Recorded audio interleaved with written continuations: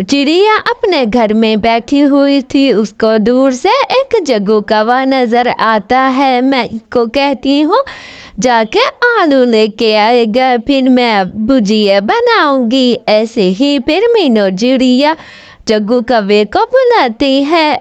जग्गू कौवा पेड़ों पे बैठ के ठंडी ठंडी हवा खा रहा था। अरे बड़े मजे आ रहे हैं पेड़ों के ऊपर। इधर से मीनू चिड़िया की आवाज लग रही है, अरे बेटा जग्गू आ जाओ ना, कब से बुला रही हूँ। फिर जग्गू आ जाता है, अरे बेटा जाके कबूतर चाचा की दुकान से आलू तो लेके आ, मैं आपको पैसे देती हूँ। फिर मीनू चिड़िया इसको 100 का नोट देती है, बकाया वापिस ले आना। जग्गू कौवा वो पैसे लेके चला जाता है और जाएगा। ऐसे ही वो मिठू तोते के दुकान पे जाता है, चाचा चाचा मुझे 100 रुपए की मिठाई दे दो। ऐसे ही फिर मिठू तोता पैसे लेता है और मिठाई लेके दे देता है। जग्गू कौवा वो मिठाई लेके चला जाता है। ये है आज तुम मेरे बड़े ही मजे हो गए। जग्गू कौवा फिर बैठ के हलवा खाता है, मीठा मीठा हलवा वो मजे मजे लेके खा रहा था। जैसे ही फिर इधर गोरी कभी बैठी होती है, अभी तक कितनी देर हो गई, कबूतर चाचा की तो पास ही दुकान है, तो ये दूर तो नहीं है, अभी तक कभी नहीं आया जग्गू कब से मैं इसकी राह देख रही हूँ। ऐसा करते हो गोरी बहन क्या देख के आती हूँ। फिर मीनू चिड़िया चली जाती है। हे जग्गू बेटा मैंने आपको 100 रुपया दिया था क्या, जाके आलू लेके आओ, शाम होने वाली है अभी तक आलू नहीं लेके आए हो।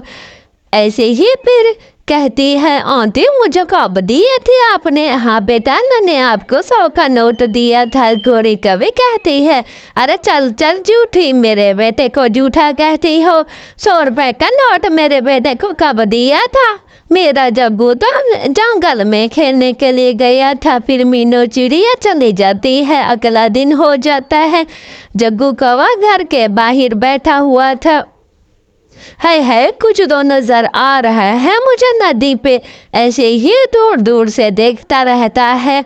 ऐसे ही जग्गू कौवे को कबूतर नजर आता है। कबूतर टमाटरों की टोकरी लेके जा रहा था। अंकल कौवा लेके जा रहे हो। अरे बेटा दुकान पे लेके जा रहा हूँ, पानी पी लो। फिर जग्गू कौवा वो टोकरी उठा कर भाग जाता है। हाय मैंने पानी पी रहा था, फिर मेरे कहाँ गए टमाटर, लगता है वो जग्गू ले गया होगा। मैं तो पानी पी रहा था, इतनी दूर से लाया था।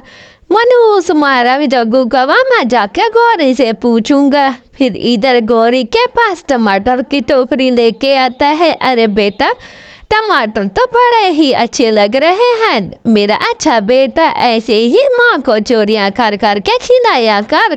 गौरी कहती है अपने जग्गू से। जग्गू तो बहुत बड़ा चोर हो गया था, हर चीज चुरा के अपने माँ के पास ले आता। ऐसे ही फिर अगले दिन जंगल की तरफ जा रहा था जग्गू। इधर से उल्लू सेठ अच्छी अच्छी चटनी और आलू के चिप्स बनाए हुए थे। अरे ऐसा करता हूँ पहले पानी पी के आता हूँ, बाद में ये मैं खाऊंगा। इधर उधर देख लेता है, कोई नजर नहीं आता। फिर जग्गू का ऐसे ही उल्लू सेठ चला जाता है। जग्गू कौवा था पहाड़ों के ऊपर बैठा हुआ था, वो नीचे से देख रहा था। ऐसे ही नीचे उतर आता है। हे आज तो मेरे मजे हो गए, जल्दी जल्दी ये प्लेट उठाता हूँ। मैं कैसे उठाऊँ, इधर खाऊंगा तो उल्लू सेठ आ जाएगा।